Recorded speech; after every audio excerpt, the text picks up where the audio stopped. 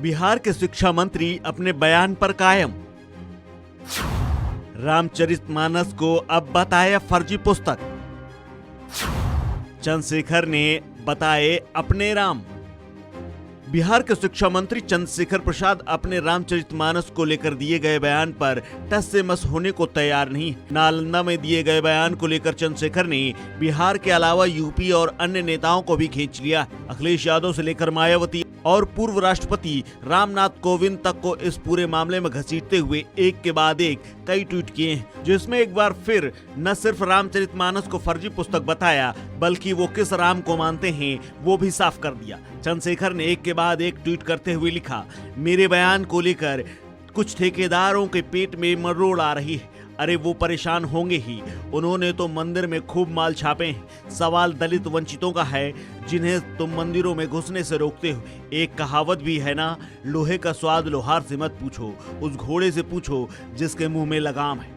इसके बाद एक और ट्वीट करते हुए उन्होंने लिखा, पूर्व सीएम श्री अखिलेश यादव के आवास खाली करने पर उसे गंगा जल से किन लोगों ने धोया था और क्यों? क्योंकि अखिलेश बाबू पिछड़े समाज से आते हैं। आवास धुलवाने वाले लोग ही भगवान राम को अपनी घटिया राजनीति हेतु गलत श्लोक चौपाई लाकर जातीय भेदभाव फैलाने आए हैं 10 सालों से। इसके साथ ही मायावती का नाम लेते हुए उन्होंने लिखा, बहन मायावती जी पर आरएसएस बीजेपी के एक जातिवादी नेता ने ऐसा बयान दिया था जो एक महिला के लिए सबसे गंदी गाली होती है। वैसे नेता पर कार्रवाई करने के नाम पर बीजेपी ने केवल दिखावा किया।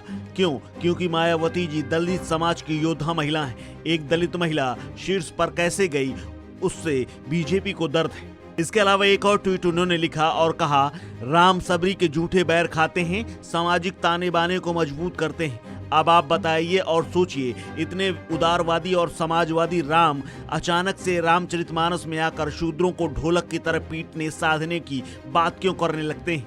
इस फर्जी पुस्तक से किसे फायदा पहुंच रहा है? सवाल तो करना होगा ना।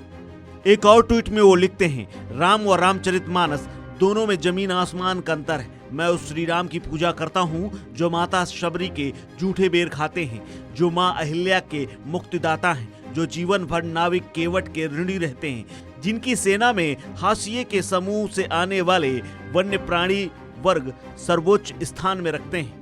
मैं उस रामचरितमानस का विरोध करता हूं जो हमें ये सिखाता है और ये कहता है कि जाति विशेष को छोड़कर सभी नीच हैं, जो हमें शूद्र और नारियों को ढोलक के समान पीट पीट कर साधने की शिक्षा देता है, जो हमें गुणविहीन विप्र की पूजा करने और गुणवान दलित शूद्र को नीच समझ दुत्कारने की शिक्षा देते हैं। इसके साथ ही एक और ट्वीट में वो लिखते हैं, माता शबरी के झूठे बेर खाने वाले राम अचानक रामचरितमानस में आते ही इतने जातिवादी कैसे हो जाते हैं? किसके फायदे के लिए राम के कंधे पर बंदूक रखकर ये ठेकेदार चला रहे हैं? यही ठेकेदार हैं जो एक राष्ट्रपति को जगन्नाथ मंदिर में घुसने से रोकते हैं, जीतन राम मांझी के मंदिर जाने पर मंदिर को धोते हैं।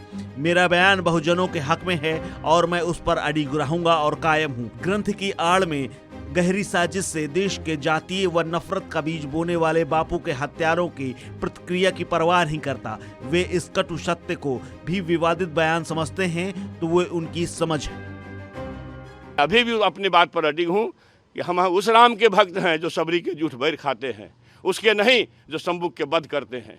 हम उस कृष्ण के भक्त हैं जो सुप्पन भगत डोम के यहाँ खाते हैं। भैया रामचरितमानस में बहुत अच्छी बातें भी है, लेकिन जो बात जाति के नाम पर नफरत पैदा करने के लिए कहती है, जो बात जातियों को अपमानित करने के लिए कहती है, उसका विरोध होना चाहिए, देशवासी को करना चाहिए। नहीं तो देश में 90 से 85% लोग को काट करके आप देश नहीं बना सकते हैं। ये कहना है कि आपके जो भी लोग हैं, परमहंस जी ने हमारे 10 करोड़ रुपया मेरे जी काटने पर फटवा दिए हैं। हमारे पुरखे जी कटवाते रहे हैं, हमारी बहनें स्तन कटवाती रही है, इसलिए हम उस बयान पर अडिग हैं। वहीं अपने शिक्षा मंत्री के बयान को लेकर नीतीश कुमार अब तक शांत हैं। गुरुवार को जब उनसे पूछा गया था तो ये कहकर निकल गए थे कि उन्हें इस बयान के बारे में कोई जानकारी नहीं है। वहीं शिक्षा मंत्री के जातिवादी बयान को लेकर लगातार देश भर में चर्चा जारी है। इस खबर में फिलहाल इतना ही। अपडेट्स के लिए बने रहिए वन इंडिया हिंदी के साथ।